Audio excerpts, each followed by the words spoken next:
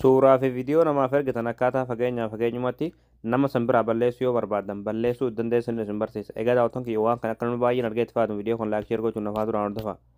Aappii tokko bilbila keessanitti gabbuufachuu isin barbaachisa. Aappii kana gabbuufachuudhaaf as Google Chrome keessan ni galtu.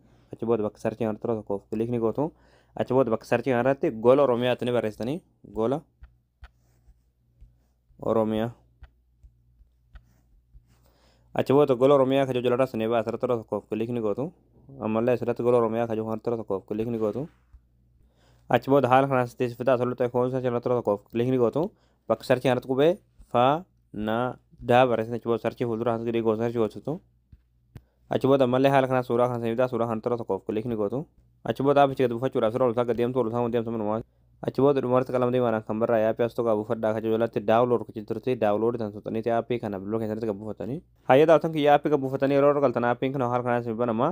Imeelii bilbila nama saniitii fi paaspoortii bilbila nama saniidhaa itti ni guutanii achi booda asirratti nekistii kana kilik gootaniitti bantu. Achi booda aappiin kana haala kanaan isin banama jechuudha.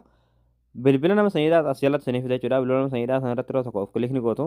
Achi booda haala kanaan isinii fida jechuudha. As ayikoonii siitingii jirti ayikoonii siitingii irratti yeroo tokkoof kilik ni gootu. Achi booda kunoo asirratti faaktor riisiit kan jettu ni jirti jechuudha. Asirratti kilik gootanii bilbila nama saniidhaa guutumaan guututti foormaat jalaa gootanii suuraa keessanii fi viidiyoo keessan nama san biraa balleessuu dandeessan.